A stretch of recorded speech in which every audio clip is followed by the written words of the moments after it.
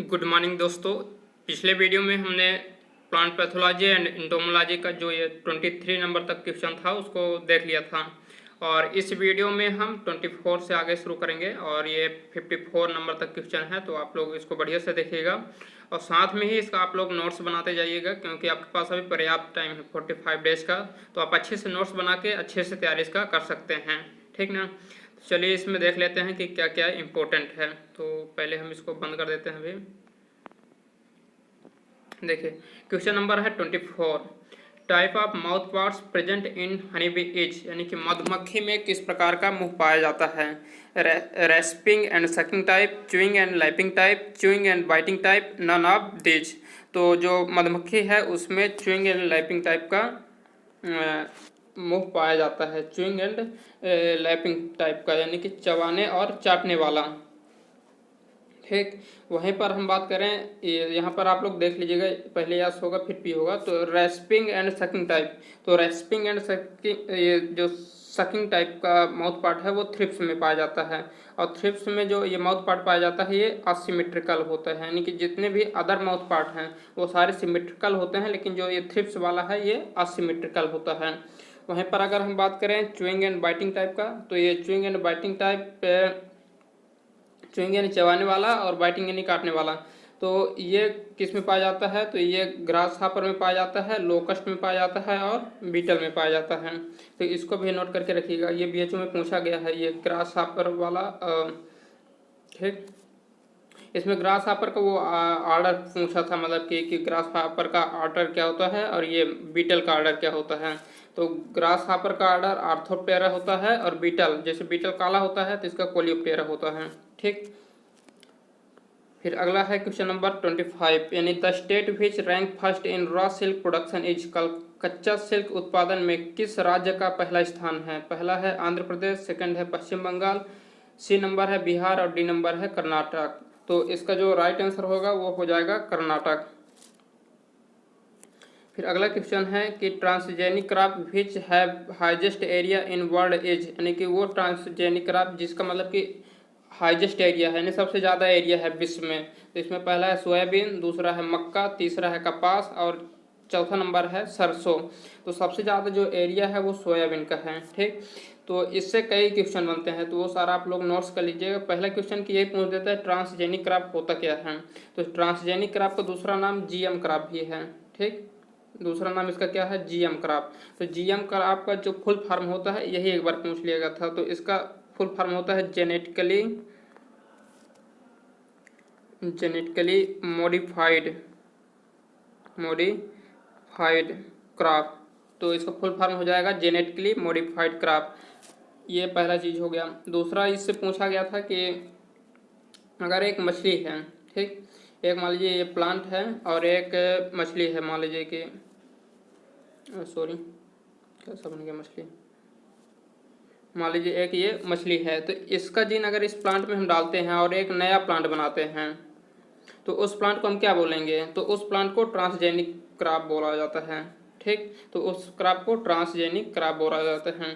फिर इससे जो अगला क्वेश्चन बनता है वो पूछा जाता है कि पहला ट्रांसजेनिक क्रॉप कौन सा है। तो जो पहला ट्रांसजेनिक क्रॉप है वो है टोबैको, यानी तंबाकू है।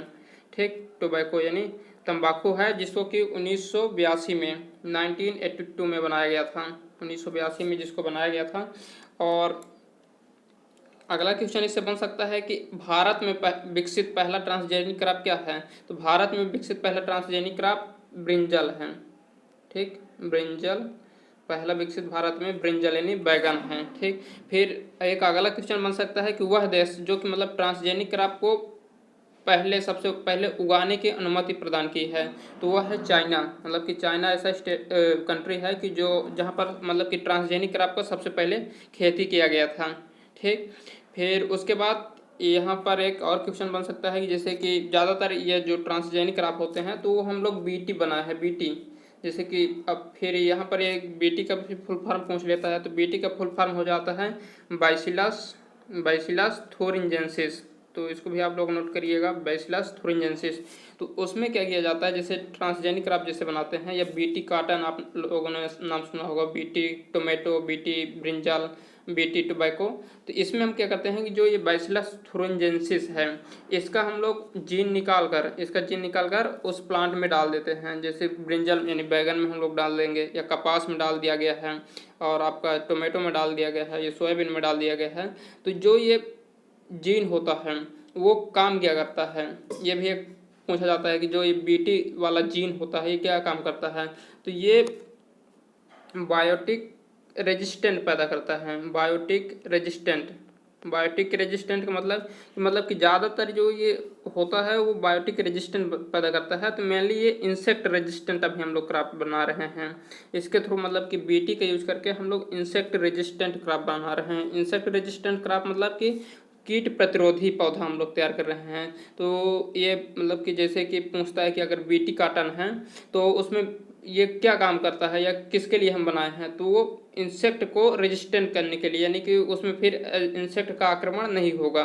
ठीक, फिर यहाँ से और क्या क्वेश्चन पूछ सकता है, ये सारा तो हो गया। हाँ, फिर एक क्वेश्चन ये पूछता है कि जो ये बीटी है यानी बीटी जीन है वो इंसेक्ट के किस भाग में उसका मतलब इफेक्ट होता है। तो उसका गट भाग जो होता है इंसेक्ट में, गट होता है जो इंसेक्ट में, वहाँ पर ये मतलब कि नुकसान पहुँचाता है। तो इसका एक्चुअली में ये प्रोसेस होता है कि जैसे कि हम जो ये बीटी जीन है इसको हम अगर किसी भी क्रॉप के साइटोप्लाज्म में डालते हैं तो वहाँ का जो पीएच वैल्यू होता है वो एसिडिक होता है। तो जो ये बीटी जीन होता है वो एसिडिक पीएच वैल्यू में इनएक्टिवेट होता है, मतलब वो सक्रिय नहीं होता है, निष्क्रिय होता है। लेकिन जैसे ही इसको एल्कालाइन मतलब कि क्या कर सकते हैं आप, क्षारी, मतलब क्षारी अगर पीएच इसको मिलता है तो वो एक्टिव हो जाता है। तो जो ये गट होता है इसका जो पीएच मान होता है वो क्षारी होता है, तो यहाँ आकर वो एक्टिव हो जाता है और इसको नुकसान पहुँचाता है। और यहाँ पर एसिडिक होता है साइटोप्लाज्म में यानी अम्लीय होता है, तो वो वहाँ पर इनएक्टिव होता है और नुकसान नहीं पहुँचाता है। तो ये सारा इसमें नोट्स कर लीजिएगा। फिर देखिए अगला क्वेश्चन है, Directorate of Plant Protection Quarantine and Storage DPPQS was established in 1946 with headquarter। DPPQS का मुख्यालय कहाँ स्थित है। तो इसकी स्थापना पहला तो इसको आप लोग नोट कर लीजिएगा कि 1946 में हुआ था, जो कि फरीदाबाद में स्थित है। ठीक, फिर अगला क्वेश्चन है, destructive insect pest act DIPA was passed on, मतलब कि डिपा कब पास किया गया था। तो ये कब पास किया गया था, 1914 में। ठीक, 1914 में इसको पास किया गया था डिपा को। ठीक, वहीं पर अगर 1937 की बात करें तो 1937 में क्या बना था, आप लोग कमेंट करके बताएंगे। अगर आप नहीं बताएंगे तो फिर हम कमेंट करके ज़रूर बताएंगे, लेकिन आप अभी याद करिए कि 1937 आप लोग एग्रीकल्चर में क्या पढ़े हैं, मैं भी आपको याद आ रहा होगा। फिर अगला क्वेश्चन है, in honey bee pollen basket is present in, यानी मधुमक्खी में पॉलन बास्केट पाया जाता है। पहला है फोर लेग, सेकंड है हाइंड लेग, और सी नंबर है बाथ ए एंड बी, और डी नंबर है नन ऑफ देम। तो जो मधुमक्खी में पॉलन बास्केट पाया जाता है वो हाइंड लेग में पाया जाता है, यानी कि जो पीछे का लेग होता है उसमें पाया जाता है। फिर अगला क्वेश्चन है, project directorate of biological control is at, यानी जैव नियंत्रण का प्रोजेक्ट निदेशालय स्थित है बेंगलोर में, नई दिल्ली में, फरीदाबाद में, जयपुर में। तो इसका जो निदेशालय है वो बेंगलोर में स्थित है। दूसरा बात, ये जो ये बायोलॉजिकल कंट्रोल है इससे दो और जो इंटरनेशनल लेवल के मतलब कि ऑर्गेनाइजेशन है या इंस्टीट्यूट कहिए उसको भी आपको याद रखना है, जिसमें से जो पहला है वो आईआईबीसी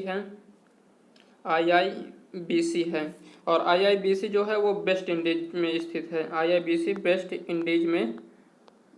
इंडीज में स्थित है। ठीक, आईआईबीसी का फुल फॉर्म होगा international institute of biological control. ठीक, international institute of biological control. ठीक, और जो सेकंड है वो है IOBC international organization of biological control. तो दोनों में आपको कंफ्यूज नहीं होना है, वो आईआईबीसी था, ये आईओबीसी है, मतलब international organization of biological control, जो कि ज्यूरिख स्विट्जरलैंड में है। ज्यूरिख स्विट्जरलैंड में है। ठीक, फिर अगला क्वेश्चन है pink bollworm is a serious paste of, यानी पिंक बॉलवर्म एक खतरनाक पेस्ट है। पहला है मस्टर्ड, सेकंड है कॉटन, सी नंबर है ग्राम और डी नंबर है लेडी फिंगर यानी कि ओकरा या भिंडी कहिए। तो इसका जो राइट आंसर होगा वो हो जाएगा कॉटन, यानी जो पिंक बॉलवर्म है वो कपास का एक महत्वपूर्ण कीट है, इंसेक्ट है। वहीं पर मस्टर्ड के बारे में पूछा जाता है, इसका कौन सा है, तो मस्टर्ड के बारे में ये इसका इंपॉर्टेंट इंसेक्ट एफिड होता है, जो कि मतलब कि इसको बचाने के लिए हम लोग मस्टर्ड की बुवाई अक्टूबर मंथ में करते हैं। वहीं पर अगर ग्राम की बात करें तो ग्राम का जो कट वार्म होता है यानी कटुआ कीट, इसका एक पल्स क्रॉप है, उसमें कट वार्म में ज़्यादा अफेक्ट करता है। फिर अगला क्वेश्चन है 32 नंबर, बोडो मिक्सचर इज, यानी बोडो मिक्सचर क्या है। तो पहला है फंगिसाइड, सेकंड है पेस्टिसाइड और सी नंबर है वीडिसाइड एंड लास्ट है हर्बिसाइड। तो जो बोडो मिक्सचर होता है वो होता है फंगिसाइड, बोडो मिक्सचर है वो फंगिसाइड है। तो इससे कई बार क्वेश्चन पूछा गया है, तो वो सारा क्वेश्चन आपको मतलब कि लिख के रखना है। देखिए बीएचयू में यही होता है कि जिस टॉपिक से या जिस मतलब कि क्वेश्चन पूछ दिया है तो उसके आसपास ज़्यादा वो क्वेश्चन पूछता है, इस चीज़ को आप लोग ध्यान रखिएगा। इसलिए आपको जो भी क्वेश्चन आया है उसका सारा हम लिखा देते हैं, तो उसका नोट्स बनाइएगा, ये बहुत बहुत हेल्पफुल होगा आपके लिए। ठीक, तो इसमें देखिए पहला कि जो बोर्ड मिक्सचर है वो किसने बनाया था, ये PMA मिलार्डेट ने, PMA मिलार्डेट याद रखिए कि इसको बनाने वाले मिलार्डेट हैं। ठीक, और इन्होंने कब बनाया था इसको, 1885 में, और फ्रांस में बनाया था। तो फ्रांस में ये मतलब कि बोर्डो बोर्डो एक यूनिवर्सिटी है, तो वहाँ पर वो प्रोफेसर थे, तो उसी के नाम पर ये बोर्डो मिक्सचर इसका नाम हो गया। फिर दूसरा बात कि ये तो हो गया, फिर इसका आपको आगे ये याद रखना है कि इसका मतलब कि वो कंपोजिशन क्या होता है। तो इसका होता है copper sulphate CuSO4 plus lime plus water, इसका कंपोजिशन होता है। और दूसरा बात, हाँ, तो आपको मतलब कि जैसे आप पढ़ के भी जाएंगे लेकिन पता चलो वहाँ कंफ्यूज हो गया तो आपको याद कैसे रखेंगे। तो देखिए जो CuSO4 होता है ये फंगीसाइड होता है, मतलब इसका जो प्रॉपर्टी है वो फंगीसाइड के रूप में होता है, यानी कि इसका यूज हम लोग फंगस को मारने के लिए करते हैं। तो जहाँ भी आपको CuSO4 मिलेगा तो उसको समझ लीजिएगा कि इसको फंगस को मारने के लिए इसका मतलब कि एग्रीकल्चर में यूज हो रहा होगा। तो इसमें अगर CuSO4 कंपोजिशन है तो मतलब बोर्डो मिक्सचर ये फंगिसाइड के रूप में काम करेगा, तो ऐसा भी आप याद रख सकते हैं। फिर अगला कि जैसे कि इसका प्रयोग सबसे पहले किस क्रॉप में किया गया था, किस डिजीज पर किया गया था, तो सबसे पहले ये ग्रेप्स में प्रयोग किया गया था, और ग्रेप्स के डाउनी मिल्ड्यू रोग को कंट्रोल करने के लिए किया गया था। तो आप लोग यहाँ से भी याद कर सकते हैं कि जो डाउनी मिल्ड्यू रोग होता है वो फंगस से होता है, तो यानी कि बोडो मिक्सचर जो है वो फंगिसाइड होगा। तो इस तरह आप लोग याद कर सकते हैं। ठीक, वहीं पर यहाँ पर एक चीज़ आप देख सकते हैं कि हर्बिसाइड, तो हर्बिसाइड से क्वेश्चन ये पूछा जाता है कि अगर इरिगेशन वाटर और हर्बिसाइड मतलब कि देते हैं, अगर इरिगेशन वाटर के साथ हर्बिसाइड हम अप्लाई करते हैं तो उसको क्या बोला जाता है, तो उसको हर्बिगेशन बोला जाता है। आप सभी लोगों ने पढ़ा होगा, तो आपको ये सारा अच्छे से एक रिवाइज हो रहा होगा अच्छे से। और वहीं पर अगर फर्टिलाइज़र यानी कि इरिगेशन वाटर के साथ फर्टिलाइज़र अप्लाई हम करते हैं तो उसको हम लोग फर्टिगेशन बोलते हैं। ठीक, हाँ, यहाँ पर थोड़ा आप देख सकते हैं कि जैसे पहला है ये वीडीसाइड है और दूसरा हर्बिसाइड है, तो दोनों में डिफरेंस क्या है। तो यानी जो वीडीसाइड होगा ये केवल खरपतवार को मारने के लिए होगा, और जो ये हर्बिसाइड है ये मतलब किसी भी प्लांट को मार सकता है, चाहे वो आपका क्रॉप हो या खरपतवार हो, सभी को मारेगा। लेकिन जो वीडीसाइड होगा वो केवल खरपतवार को मारेगा। वहीं पर जैसे ये पेस्टिसाइड होता है और इंसेक्टिसाइड होता है, तो इंसेक्टिसाइड किसी को भी मार सकता है ना, और जो पेस्टिसाइड होता है वो पेस्ट को मार सकता है। तो स्पेसिफिक ये है कि जैसे कि जो पेस्टिसाइड होता है तो पेस्टिसाइड के अंतर्गत इंसेक्ट भी आते हैं, बर्ड्स भी आते हैं, रोडेंट्स भी आते हैं। तो ये जो सारे चीज़ इनको मारने के लिए वो पेस्टिसाइड हो जाएगा, और स्पेसिफिक जो इंसेक्ट को मारने के लिए होगा वो इंसेक्टिसाइड होगा। जैसे कि फिर अलग से अगर हम कैटेगराइज करते हैं कि जो रोडेंट को मारता है वो रोडेंटिसाइड होता है, तो उसमें एक पूछता है रोडेंटिसाइड में कि जैसे कि वो किस रोडेंटिसाइड का, यानी रोडेंटिसाइड मतलब चूहों को मारने के लिए, तो चूहों को मारने के लिए जिंक फास्फाइड या एल्युमिनियम फास्फाइड का यूज करते हैं हम लोग, जिंक फास्फाइड या एल्युमिनियम फास्फाइड। तो यहाँ से भी एक क्वेश्चन पूछता है। देखिए फिर अगला क्वेश्चन है fusarium wilt occurs due to a fungal organism which is यानी फ्यूजेरियम बिल्ट कैसे कवक जीव के कारण होता है, सॉइल बोर्न, एयरबोर्न और वाटर बोर्न और नन ऑफ देम। तो जो ये फ्यूजेरियम बिल्ट होता है वो मतलब कि मृदा जनित होता है, यानी कि जो कवक होता है वो मृदा जनित होता है। और फ्यूजेरियम तो आपको पता ही होगा कि ज़्यादातर ये पल्स क्रॉप में लगता है। ठीक है, फिर अगला है the disease caused by Puccinia graminis tritici in wheat is. तो आप लोग इसको कैसे याद रखेंगे, पक्सिनिया ग्रेमनिस, तो ग्रे, ग्रे से क्या होगा, ग्रे, ग्रे से होगा स्टे, ठीक, ग्रे से क्या हो जाएगा स्टे। तो इसका जो राइट आंसर हो जाएगा स्टेम रस्ट। ठीक, अब देखिए स्टेम रस्ट को क्या कहते हैं, अब पता चलो जो जल्दीबाजी में रहेगा वो क्या कर देगा, स्टेम रस्ट तुरंत मार के आगे बढ़ जाएगा, लेकिन थोड़ा जो सोचेगा समझता है अच्छे से और जिसको पेपर निकालना है वो थोड़ा सोचेगा कि भाई चारों ऑप्शन में जाओ, तो चारों ऑप्शन में पता चले यहाँ ब्लैक रस्ट भी दिया गया है, तो दोनों का नाम तो सेम ही है, मतलब स्टेम रस्ट को हम ब्लैक रस्ट ही बोलते हैं। तो इसका जो राइट आंसर होगा एक्चुअली में वो डी नंबर होगा, यानी बात है ए एंड बी। तो आपको मतलब रश नहीं करना है कि मतलब जल्दीबाजी में रहो, पहला पता चला थोड़ा सा लग रहा है कि यार ये हो जाएगा, ए नंबर मार के और भाग जाओ। तो सारा ऑप्शन पहले आपको देख लेना है और एनालिसिस कर लेना है, तब फिर आपको टिक करना है, क्योंकि आपके पास पर्याप्त टाइम रहता है। ठीक ना। फिर अगला क्वेश्चन है causal organism of citrus canker is, यानी सिट्रस कैंकर का मतलब काजल ऑर्गेनिज्म क्या है। तो पहला है बैक्टीरिया है, सेकंड है फंगी है,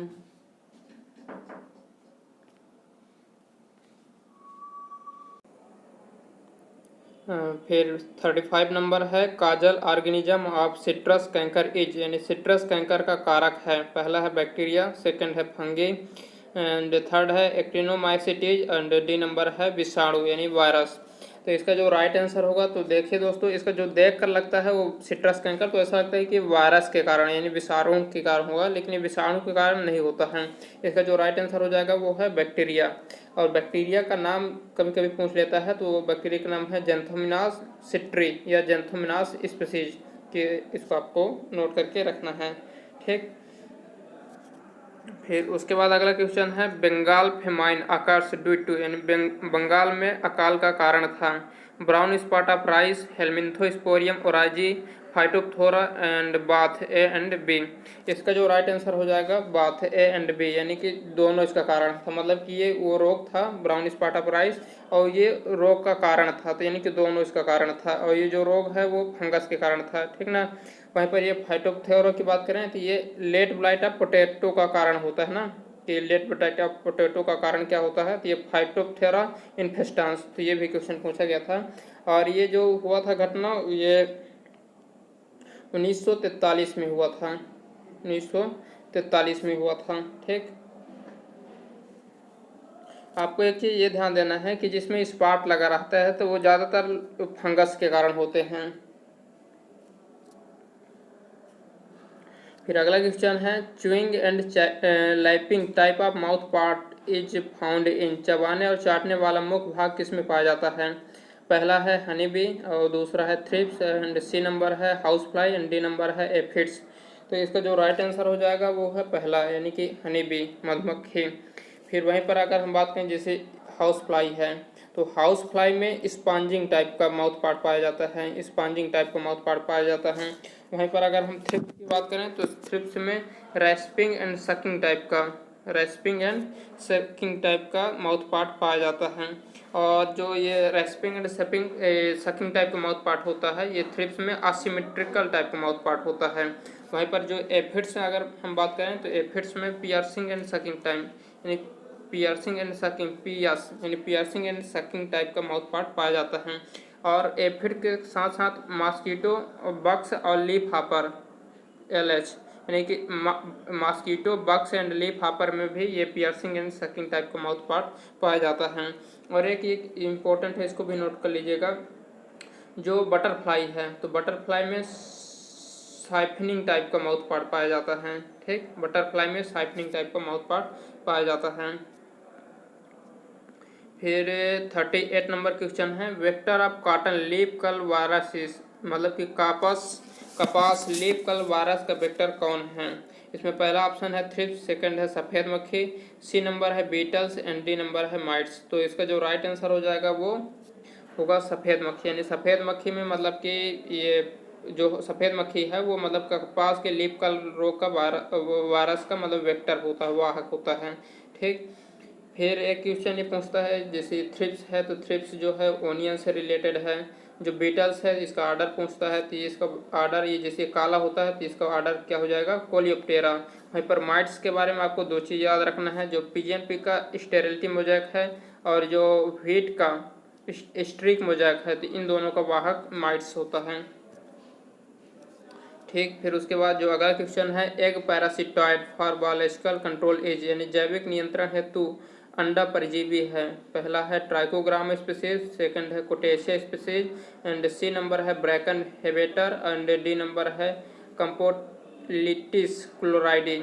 इसका जो राइट आंसर हो जाएगा वो है ट्राइकोग्रामा स्पीसीज। बाकी जो ये तीन ठो हैं ये तीनों लार्वल पैरासिटाइड हैं, लार्वल पैरासिटाइड हैं। तो मतलब कि ये हुआ कि जैसे कि अगर मान लीजिए पूछ देता है कि निम्न में से लार्वल पैरासिटाइड कौन सा है, तो इन तीनों का नाम याद रखिएगा। जो ये तीन ठो हैं ये लार्वल है, और ये जो ट्राइकोग्रामा स्पीसीज है ये एग पैरासिटाइड होता है। फिर अगला क्वेश्चन है कि the tree bending is useful for the control of, यानी व्हिच पेस्ट। तो ये ट्री बेंडिंग किस कीट के नियंत्रण हेतु उपयोगी है, तो इसमें हम लोग मिलीबग, मैंगो मिलीबग के लिए हम लोग ट्री बेंडिंग करते हैं। और ये जो मैंगो मिलीबग है ये मतलब कि मैंगो का वो इंसेक्ट हो गया। फिर अगला क्वेश्चन है the main characteristic feature of an insect is, यानी एक कीट की मुख्य विशेषता क्या है। 3 pair of legs, malpighian tubules, digestive system and antenna. तो इसका जो राइट आंसर हो जाएगा वो है 3 जोड़ा पैर, यानी कि जो मतलब कि जो मेन जो विशेषता होता है कीट का वो 3 जोड़ा पैर होता है। फिर अगला क्वेश्चन है द गंधी bug is an important insect of, यानी गंधी बग एक महत्वपूर्ण कीट है। पहला है व्हीट, सेकंड है ब्रिंजल, सी नंबर है पैडी, एंड डी नंबर है कॉटन। तो इसका जो राइट आंसर हो जाएगा सी नंबर पैडी। पैडी का यह एक इम्पोर्टेंट कीट है। और एक क्वेश्चन ये भी पूछता है कि मतलब ये पैडी के किस स्टेज पर आक्रमण करता है, तो यह पैडी के मिल्किंग यानी दुग्धावस्था पर आक्रमण करता है। मिल्किंग स्टेज या आप कहिए दुग्धावस्था पर आक्रमण करता है। फिर अगला क्वेश्चन है दोस्तों, tikka is a common disease of, यानी टिक्का एक आम बीमारी है। पहला है मूंगफली, सेकंड है जौ, एंड सी नंबर है बादाम, और डी नंबर है टमाटर। तो ये मूंगफली का एक प्रमुख रोग है, और इसका जो दूसरा नाम होता है लीफ स्पॉट होता है। ठीक, लीफ स्पॉट होता है। और लीफ स्पॉट से आपको पता चलेगा स्पॉट है नहीं, ये फंगस के कारण होगा। और ये दो प्रकार के फंगस से होता है। पहला है सर्कोस्पोरा अरेचिडिकोला, और दूसरा होता है सर्कोस्पोरा पर्सोनाटा। यानी दो प्रकार के ये फंगस के कारण होता है। यहाँ पर दोस्तों एक इम्पोर्टेंट क्वेश्चन ये मतलब मूंगफली से ही पूछता है कि मूंगफली का इम्पोर्टेंट इंसेक्ट क्या होता है, तो ये व्हाइट ग्रैब होता है। इसको थोड़ा आप लोग नोट कर लीजिएगा कि ग्राउंड नट का जो इम्पोर्टेंट इंसेक्ट है वो व्हाइट ग्रैब होता है, जो कि सैंडी सॉइल में मतलब इसका अटैक ज़्यादा होता है। व्हाइट ग्रैब का सैंडी सॉइल में अटैक ज़्यादा होता है। फिर अगला क्वेश्चन है early blight of potato is caused bye, यानी आलू में अगेती ब्लाइट किसके कारण होता है। पहला है फंगी, सेकंड है बैक्टीरिया, सी नंबर है वायरस, एंड डी नंबर है निमेटोड। तो देखिए आपको हम टिक बताए हैं कि जितने में भी ब्लाइट लगा रहता है वो फंगस के कारण होता है। तो जो अर्ली ब्लाइट हो गया पोटैटो का वो फंगस के कारण होगा। इसमें एक चीज़ आपको नोट करना है कि जो अर्ली ब्लाइट होगा, ठीक, अर्ली ब्लाइट होगा, इसका जो मतलब कि फंगस का नाम है वो है मतलब अल्टरनेरिया सोलनी। ठीक, अल्टरनेरिया सोलनी। तो इसको भी आपको नोट करना है। फिर अगला क्वेश्चन है malformation disease, malformation disease is common in, यानी विकृत रोग अधिक पाया जाता है। पहला है केला में, सेकंड है आम में, सी नंबर है अमरूद में, एंड डी नंबर है नारियल में। तो जो ये मलफॉर्मेशन डिजीज है ये सबसे ज़्यादा किस में पाया जाता है, ये मैंगो में पाया जाता है। ठीक, तो इसका जो 45 का राइट आंसर हो जाएगा मैंगो, यानी कि मैंगो में मलफॉर्मेशन डिजीज ज़्यादा पाया जाता है। ठीक, और दूसरा बात इसमें आपको थोड़ा नोट जो करना है वो जैसे जो मलफॉर्मेशन डिजीज होता है ये फंगस के कारण होता है, और इसका नॉर्थ इंडिया में अटैक ज़्यादा होता है। ठीक, और दो मैंगो की वैरायटीज़ हैं। पहला है कि बॉम्बे ग्रीन, बॉम्बे ग्रीन और चौसा ये मतलब कि ज़्यादा सस्टेबल है, मतलब कि इनमें ज़्यादा इसका वो नुकसान ये इसमें पहुंचाते हैं, बॉम्बे ग्रीन में और चौसा वैरायटी में। और साथ में आपको एक चीज़ नोट करके यहीं पर रखना है कि जो चौसा वैरायटी है मैंगो का, यह मैंगो की सबसे मीठी किस्म है। वहीं पे यार एक क्वेश्चन पूछता है कि मैंगो की सीडलेस वैरायटी क्या है, तो वो है सिंधु। तो इन सारे चीज़ों को नोट करके आप रखिएगा, इनसे क्वेश्चन आते ही रहते हैं। फिर अगला क्वेश्चन है Khaira disease in rice is caused bye, यानी कि धान में खैरा रोग का कारण है। पहला है बैक्टीरिया, सेकंड है जिंक डिफिशियंसी, सी नंबर है boron deficiency and D number है फंगस या कवक। तो जो खैरा डिजीज होता है धान में, ये जिंक की कमी से होता है और इससे कई बार क्वेश्चन कई तरह से पूछे गए हैं। तो सारा चीज़ आप लोग नोट्स करिएगा। यानी कि जो पहले इन्होंने मतलब इसका खोज किया था खैरा डिजीज का, तो वो बायल नेने हैं, ठीक। और बायल नेने ने कहाँ, पंतनगर में इन्होंने खोज किया था, ठीक। और दूसरा बात कि अगर खैरा डिजीज हो गया तो उसको मतलब आप कंट्रोल कैसे करेंगे, तो आप मतलब ZnSO4 का अप्लाई करेंगे और ZnSO4 का अप्लाई करेंगे। इसको जिंक सल्फेट बोला जाता है और ये 25 kg पर हेक्टेयर की दर से हम लोग अप्लाई करते हैं। तो इसमें ये जिंक खैरा डिजीज के बारे में आपको नोट करके रखना है। फिर देखिए अगला क्वेश्चन है Alternaria blight in mustard is caused by, यानी कि मतलब सरसों में पर्ण अंगमारी किसके द्वारा होता है। पहला है जीवाणु, सेकंड है विषाणु, सी नंबर है कवक और डी नंबर है निमेटोड। तो इसका जो कारण होता है वो हो जाएगा फंगस। तो आपको हम बताएं कि जिसमें भी अगर ब्लाइट लगा रहता है तो फंगस के कारण होता है, लेकिन अगर बैक्टीरियल ब्लाइट लगा रहेगा तो वो बैक्टीरिया के कारण होगा। फिर देखिए अगला क्वेश्चन है tomato yellow leaf curl virus is transmitted by, यानी टमाटर की येलो लीफ कल वायरस किसके द्वारा फैलाई जाती है। पहला है एफिड, सेकंड है सफ़ेद मक्खी एंड सी नंबर है मधुमक्खी और डी नंबर है दीमक। तो जो 48 का राइट आंसर हो जाएगा वो है व्हाइट फ्लाई, यानी कि मतलब व्हाइट फ्लाई इसका राइट आंसर हो जाएगा। व्हाइट फ्लाई के द्वारा ये फैलाया जाता है। तो आपको थोड़ा चीज़ यहाँ पर आपको नोट ये करना है, कर लीजिए। जो व्हाइट फ्लाई होता है तो व्हाइट फ्लाई किसको और क्या क्या फैलाता है, तो ये कॉटन में लीफ कलर का फैलाता है और चिली में मोजाइक डिजीज फैलाता है और भिंडी में भी मोजाइक डिजीज फैलाता है, ठीक। तो इसमें इतना आप लोग नोट्स करेंगे। फिर अगला क्वेश्चन यहाँ से बनता है हनी बी से। तो हनी बी में पूछता है कि सबसे मतलब कि पॉलिनेशन में सबसे ज़्यादा किसका योगदान होता है, तो ये पॉलिनेशन में सबसे ज़्यादा योगदान हनी बी होता है। और एक और क्वेश्चन यहाँ से बनता है हनी बी से कि मतलब कि इसका पॉलन बास्केट कहाँ पाया जाता है, तो हाइंड लेग में पाया जाता है। और एफिड के बारे में आपको पता होगा, इसका दूसरा नाम माहू है, हिंदी में कहते हैं, जो कि मस्टर्ड में लिए पाया जाता है। वहीं पर टर्माइट, ये टर्माइट जो है वीट का मेजर इंसेक्ट है और ये क्लोरोफाइरिफास का यूज करते हैं इसको कंट्रोल करने के लिए। फिर अगला है beetle is the insect of order, यानी बीटल किस ऑर्डर का कीट है। पहला है लेपिडोप्टेरा, सेकंड है हेमिप्टेरा एंड सी नंबर है थाइसेनोप्टेरा एंड डी नंबर है कोलियोप्टेरा। तो इसका जो राइट आंसर हो जाएगा वो डी नंबर होगा कोलियोप्टेरा, यानी कि कोलियोप्टेरा ऑर्डर का कीट है, ठीक। आपको याद कैसे रखेंगे, जैसे बीटल है वो काला होता है तो ये कोलियोप्टेरा काला होगा। वहीं पर बीटल, अब देखिए कोलियोप्टेरा में एक बीटल होता है, दूसरा बीबिल, तो ये नोट करिए इसको। और जो हेमिप्टेरा होता है तो इसमें बग आते हैं, ठीक। जो ये थाइसेनोपेरा होता है तो इसमें थ्रिप्स आते हैं, तो ये थ्रिप्स हो जाएगा।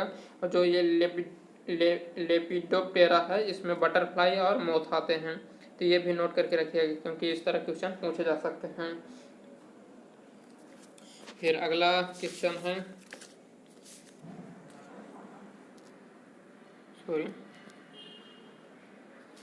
हाँ Panama belt is disease of, यानी पनामा बेल्ट किसका रोग है। पहला है पोटैटो, बी नंबर है अमरूद, सी नंबर है केला और डी नंबर है टमाटर। तो जो पनामा बेल्ट है वो मतलब कि केला का एक इम्पोर्टेंट डिजीज है और जो कि फंगस के कारण होता है। फंगस का नाम है फ्यूजेरियम ऑक्सीस्पोरियम क्यूबेंस, ठीक। तो यहाँ से इसको आप नोट करेंगे। फिर अगला क्वेश्चन है powdery mildew disease is caused bye, तो पहला है जीवाणु, सेकंड है कवक एंड सी नंबर है विषाणु एंड डी नंबर है नन ऑफ दीज। तो जो पाउडरी मिल्ड्यू रोग होता है वो किसके कारण होता है, वो फंगस के कारण। तो आपको हम बताएं कि जितने भी मिल्ड्यू हैं वो चाहे किसी भी प्लांट के हों या किसी भी नाइम वाले हों, पाउडरी हो, डाउनी मिल्ड्यू हो या कुछ और मिल्ड्यू हो, तो वो सारे फंगस के कारण होंगे। फिर अगला क्वेश्चन है कि whiptail in cauliflower is caused by, यानी फूल गोभी में फिप्टेल का कारण है excess of boron, deficiency of boron, excess of molybdenum and deficiency of molybdenum. तो देखिए बहुत ही कंफ्यूजिंग क्वेश्चन है। तो इसमें जो फिप्टेल होता है वो कॉलीफ्लावर मॉलिब्डेनम की कमी से होता है। तो ये कई बार क्वेश्चन पूछा गया है, तो ये वेरी इंपॉर्टेंट है, इसको अच्छे से नोट करके रखिएगा। और इस चीज़ को आप लोग जरूर ध्यान दीजिएगा, जो ये मॉलिब्डेनम कमी से होता है, अधिकता से नहीं होता है ना, इसमें कंफ्यूजन में नहीं होना है, ये कमी से होता है।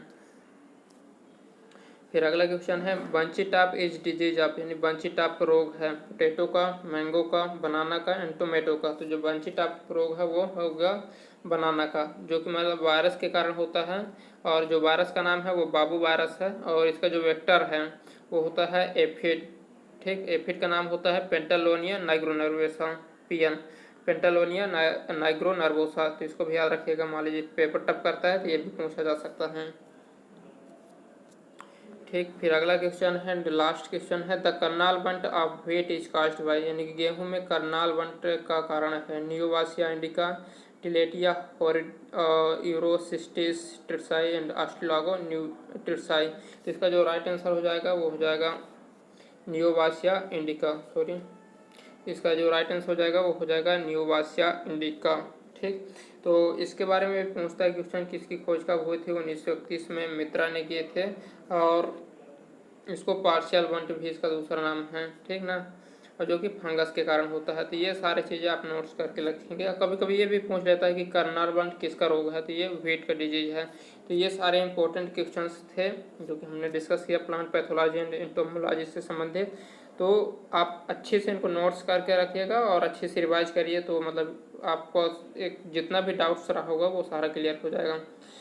And then thank you for watching. और दोस्तों आप लोग कमेंट करके ज़रूर बताएं कि आपको वीडियो कैसा लग रहा है, तो जिससे हम लोगों को एक मोटिवेशन मिलता है कि हाँ आप इंटरेस्टेड हैं, तो जिससे आपको थोड़ा और हम लोग मेहनत करके मतलब कि वीडियो बनाएंगे। तो आप लोग कमेंट करके ज़रूर बताइए कि वीडियो अच्छा लग रहा है या कुछ और सुधार करें। तो ये सारी चीज़ों को आपको कमेंट करके भी बताना है साथ में।